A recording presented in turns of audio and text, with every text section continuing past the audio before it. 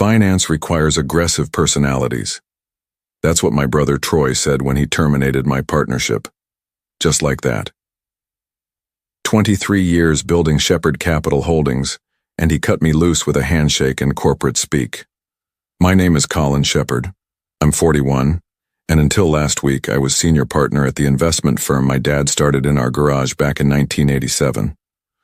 Troy's 39, 2 years younger, but he's been acting like the heir apparent since he learned to walk. Dad always said Troy had the killer instinct for high finance. Me? I was the steady hand, the one clients trusted with their retirement funds and their kids' college money. Troy had been circling this moment for months. Ever since Dad announced he was stepping back from day-to-day operations, Troy started making moves, brought in 2 outside investors, restructured the partnership agreements, held meetings I wasn't invited to. The writing was on the wall, but I kept my head down and did my job. 23 years of client relationships don't just disappear because your little brother gets ambitious. The morning he called me into the conference room, I knew what was coming. Troy sat behind Dad's old desk like he'd been born to it, wearing a suit that cost more than most people make in a month. The 2 outside investors flanked him like bodyguards. "Colin, we need to talk about your role moving forward," he started.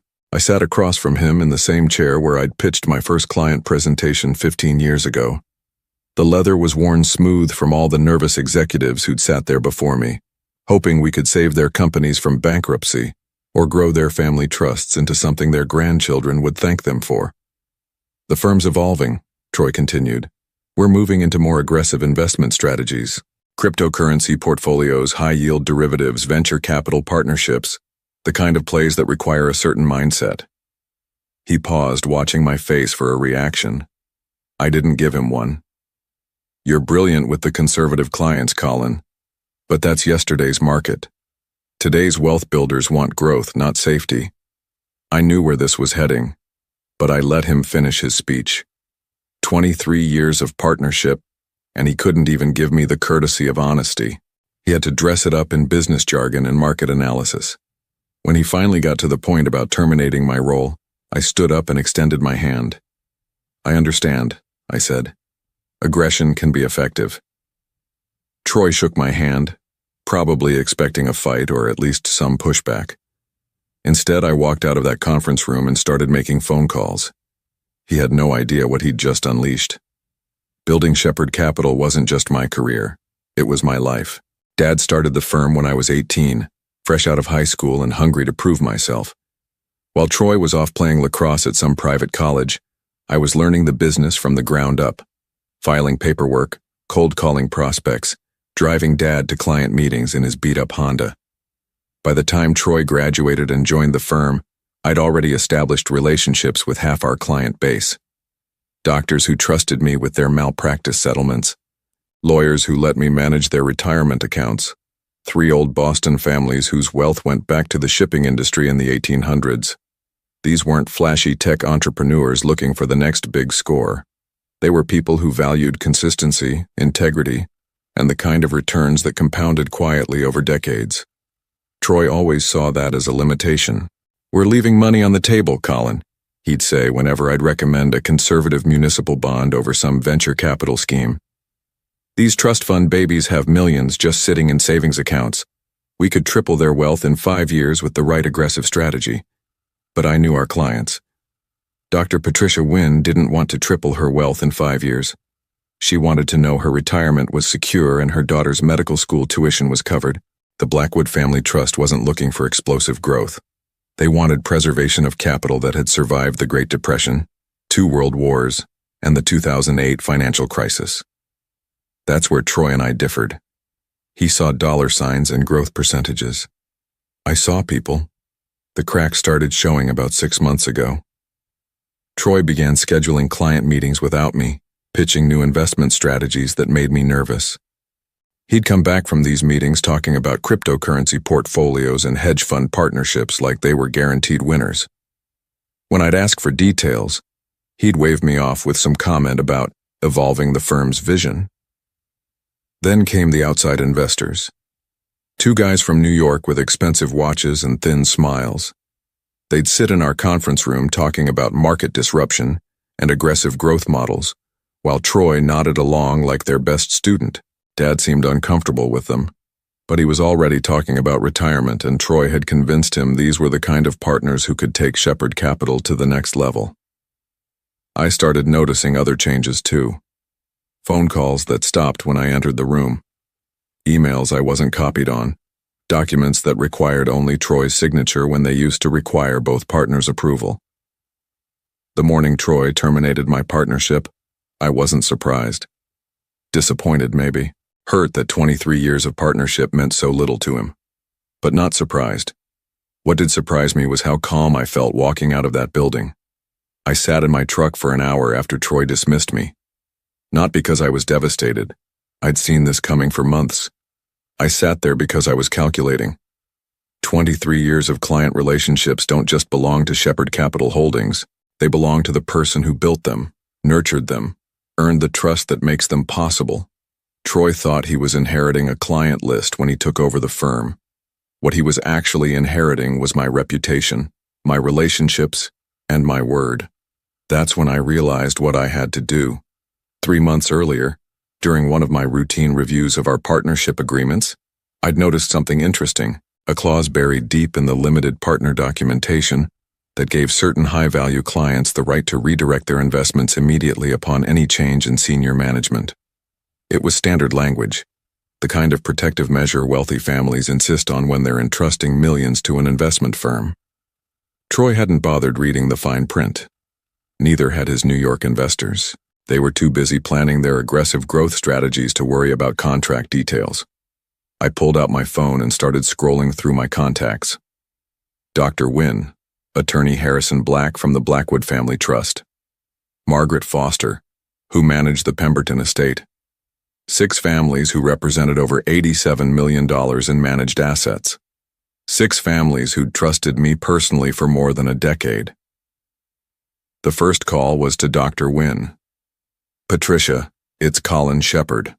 I wanted to let you know there have been some management changes at the firm, and I wanted to discuss your options under the partnership protection clause in your agreement. Her response was immediate.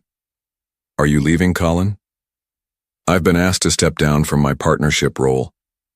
Then so am I. What do you need me to do? The conversation lasted 10 minutes. By the end, she'd agreed to transfer her entire portfolio, $12 million, to whatever firm I established next. The second call was to Harrison Black. Similar conversation, similar outcome. $15 million in trust assets, ready to move.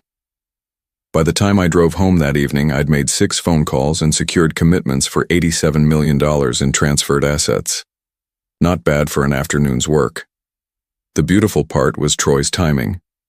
He'd terminated my partnership on a Friday afternoon, probably planning to announce his new vision for the firm on Monday morning. What he didn't realize was that gave me an entire weekend to execute the client notifications required by the partnership protection clauses. By Monday morning, Shepherd Capital Holdings would wake up to a very different reality. I started the truck and drove home to my wife, Julia. She was in the kitchen when I walked in, and she took one look at my face and knew something had changed. How bad? She asked. Actually, I said, I think it might be very good. Monday morning arrived with the kind of crisp October air that makes Boston feel alive. I was up at 5 a.m. drinking coffee and reviewing the legal documents I'd been preparing for months. By 7 a.m., I was already at the office of Patterson & Associates, the law firm that had helped me incorporate Shepherd Advisory Group 2 months earlier. The paperwork was simple. 6 asset transfer requests, each one perfectly legal under the partnership protection clauses Troy had never bothered to understand. $87 million moving from Shepherd Capital Holdings to my new firm before Troy even opened his office. I was back home by 9 a.m. when my phone started ringing. Colin, what the hell did you do? Troy's voice was tight with panic. I exercised my client's contractual rights, I said. Something you might want to familiarize yourself with. You can't just steal our clients. I didn't steal anything. I simply informed them of their options under the management change provisions in their agreements. They made their own decisions. The line went quiet for a long moment. When Troy spoke again, his voice had changed. Gone was the panic, replaced by something colder. You think you're clever, Colin, but you've made a serious mistake. Those clients signed contracts with Shepherd Capital Holdings. We have legal grounds to block any transfers. Actually, you don't. I wrote most of those contracts, remember?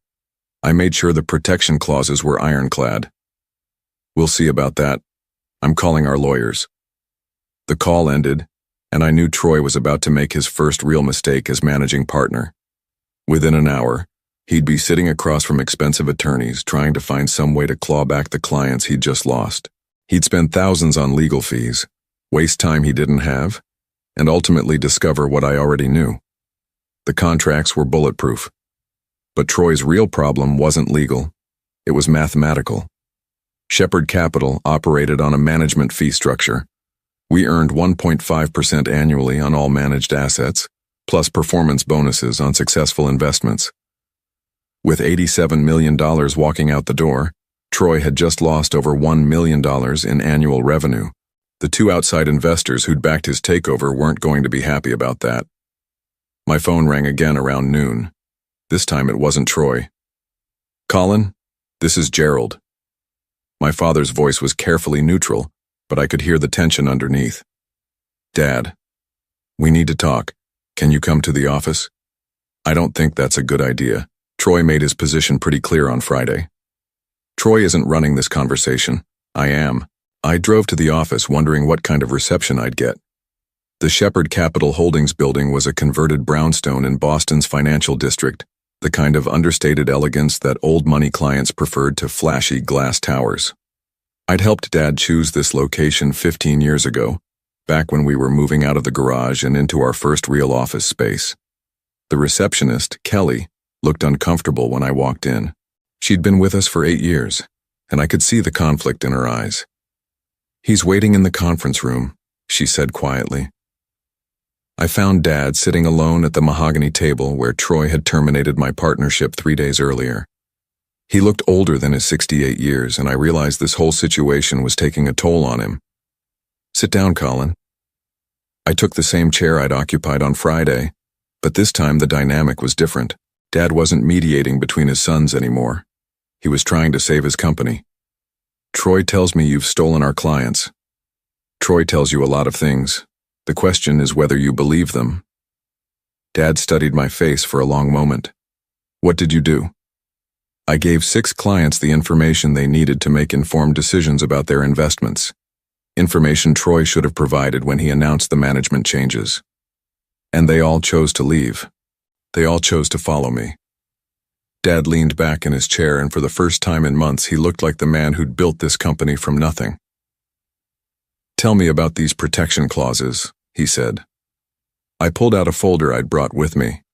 Inside were copies of the 6 contracts that had just cost Troy $87 million.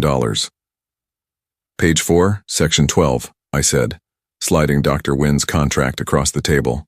Standard wealth protection language that every high net worth client insists on. In the event of a change in senior management, limited partners have the right to immediate asset reallocation without penalty. Dad put on his reading glasses and studied the document. I watched his face as he absorbed the implications. You wrote this clause into every major contract? Every one. You taught me to protect our clients' interests, Dad. This is what protection looks like. He closed the folder and looked at me with something that might have been respect. Troy doesn't know about these clauses, does he? Troy doesn't read contracts.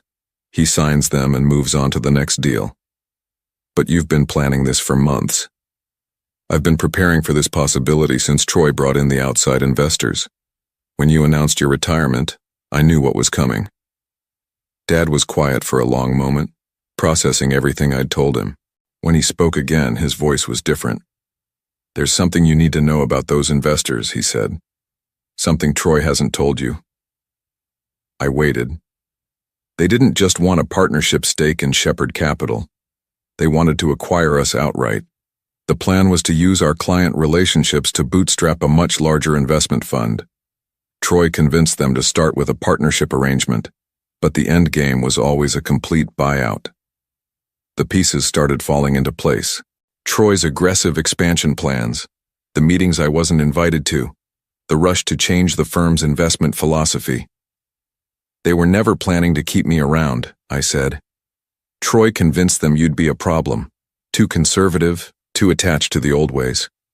They wanted someone who could deliver the kind of growth numbers that would justify their investment. And now? Dad almost smiled.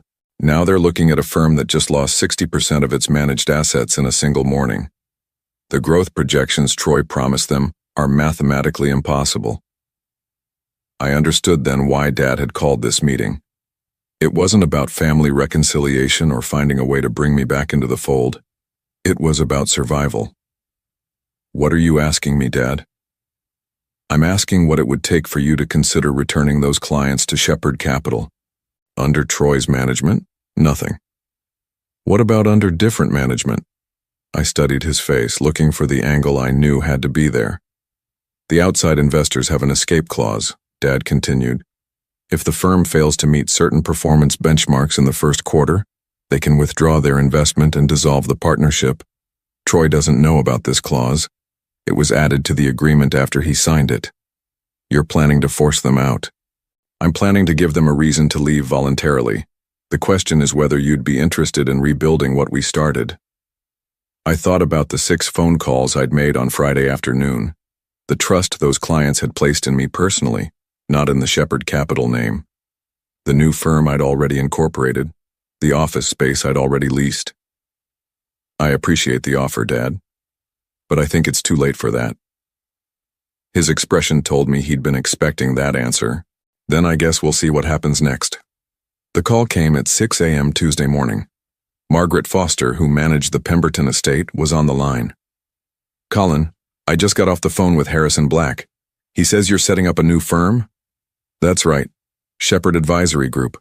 We'll be operational by next Monday. Good. The Pemberton trustees met yesterday evening. We're ready to transfer the full portfolio, $28 million. But we have a request. I waited. We'd like you to consider taking on additional clients. We've been talking to some other Boston families who are concerned about changes in their current wealth management arrangements. That was how I learned about Troy's weekend. While I'd been setting up my new firm, he'd been making desperate phone calls to every major client, trying to convince them to stay with Shepherd Capital. His pitch had been aggressive, promising returns that bordered on impossible, and dismissing their concerns about the management changes. The old money families of Boston don't respond well to aggressive sales tactics. By Tuesday afternoon, I had inquiries from 4 additional families representing another $43 million in managed assets. Word was spreading through the quiet networks that connect Boston's wealth management community. Wednesday brought a different kind of call. Colin Shepherd? Speaking. This is David Morrison from Morrison & Associates. We represent Shepherd Capital Holdings. We need to discuss your recent client solicitation activities. I'd been expecting this call since Monday. I haven't solicited anyone, Mr. Morrison. I've simply responded to inquiries from former clients. Our understanding is that you actively contacted clients to encourage them to terminate their relationships with Shepherd Capital. Your understanding is incorrect. I contacted clients to inform them of their contractual rights under existing partnership protection clauses. Nothing more. We have documentation suggesting otherwise. Then you should review that documentation with someone who understands contract law. I'll be happy to provide copies of all relevant communications if you'd like to pursue this legally. The call ended quickly after that. Troy was grasping at straws, trying to find some legal angle that would force his clients back. But contracts are contracts, and I'd written good ones. Thursday morning brought news that changed everything. Kelly, the receptionist at Shepherd Capital, called me at home. Colin, I probably shouldn't be telling you this, but I thought you should know. The 2 investors came in yesterday. They were in Dad's office for 3 hours. When they left, Troy looked like someone had died. What happened? I don't know exactly, but I heard raised voices. And this morning, Troy's been on the phone with headhunters. I think he's looking for a new job. I thanked Kelly and hung up, then sat at my kitchen table trying to piece together what had happened. The investors had probably run the numbers and realized their aggressive growth projections were impossible without the clients I'd taken. They were cutting their losses and getting out. That afternoon, I got a call that confirmed my suspicions. "Colin, it's your father. Can we meet?" We met at a coffee shop in Harvard Square, neutral territory away from the office. "The investors are out," Dad said without preamble. "They invoked their escape clause this morning." "And Troy?" "Troy is trying to salvage what's left, but without their backing, he doesn't have the capital to pursue the aggressive strategies he promised. He's essentially running a firm with 30% of its original client base and no growth prospects. What are you going to do?" Dad stirred his coffee slowly, thinking. "I'm going to make you an offer. One last time." Friday morning, exactly 1 week after Troy terminated my partnership, I was sitting in my new office overlooking Boston Harbor when my assistant knocked on the door. "Mr. Shepard, there's someone here to see you," says his name is Troy. I found my brother in the reception area, looking like he hadn't slept in days. His expensive suit was wrinkled, his tie askew. The confidence he'd radiated a week earlier was gone. "Colin, we need to talk." I led him into my office, noting how he took in the harbor view, the mahogany desk, the client photos already hanging on the walls. Shepard Advisory Group looked more successful in its first week than Shepard Capital had in its last year. "Nice setup," he said, but there was no admiration in his voice. "What can I do for you, Troy?" He sat down heavily in the chair across from my desk. "I need those clients back." "Which clients would those be?" "Don't play games with me, Colin. You know exactly which clients, the Winds, the Blackwoods, the Pembertons. All of them. Those clients made their own decisions based on information they were contractually entitled to receive. The investors pulled out yesterday. Without them, I can't cover the overhead. The firm's hemorrhaging money." I studied my brother's face, seeing something I'd never seen there before. Genuine fear. "What exactly are you asking me to do?" "I'm asking you to come back. As senior partner, we can rebuild this thing together." "Under whose management?" Troy's jaw tightened. "Mine. I'm managing partner now." "Then you have everything you wanted. I don't see the problem." "The problem is I can't run a firm without clients, and the clients followed you." I leaned back in my chair, letting the silence stretch between us. Through the window I could see the harbor where Boston's merchant families had built their fortunes 2 centuries ago. Old money, patient money, the kind that valued relationships over quick profits. "You terminated my partnership because you said finance requires aggressive personalities," I said finally. "You were right about that. So you'll consider coming back?" "No, Troy. I'm saying you're about to discover just how aggressive I can be." The Shepard Capital Holdings building went up for sale the following month. Troy tried to keep the firm running with the remaining clients, but the numbers didn't work. Without the steady revenue from long-term wealth management contracts, he couldn't cover the overhead of a financial district office and a full staff. Dad called me when Troy finally admitted defeat. "He's shutting it down," Dad said. 25 years, and it's over." "I'm sorry it came to this." "Are you?" I thought about that question. Was I sorry my brother had destroyed the company our family had built? Yes. Was I sorry he'd learned that actions have consequences? No. "I'm sorry Troy couldn't see past his own ambition," I said finally. "What about you? Any regrets?" I looked around my office at Shepard Advisory Group. 6 months after opening, we were managing over $130 million in assets. 3 of the senior staff from Shepard Capital had joined us, along with 2 junior analysts who'd been frustrated by Troy's erratic management style. We'd outgrown our initial office space and were planning to move to larger quarters in the spring. "No regrets, Dad. This is what I should have done years ago." 2 weeks later, I got a package in the mail with no return address. Inside was a photo from the Shepard Capital Holdings Christmas party 3 years earlier. Troy and I were standing together behind Dad, all 3 of us smiling at the camera. On the back, someone had written, "Before it all went wrong." I studied that photo for a long time, remembering the man Troy used to be before ambition corrupted his judgment. Then I filed it away in my desk drawer. Some bridges once burned can't be rebuilt, but sometimes that's exactly what needs to happen. The past was behind me now, and the future looked remarkably clear. Building something with integrity takes time, but destroying it with arrogance happens remarkably fast.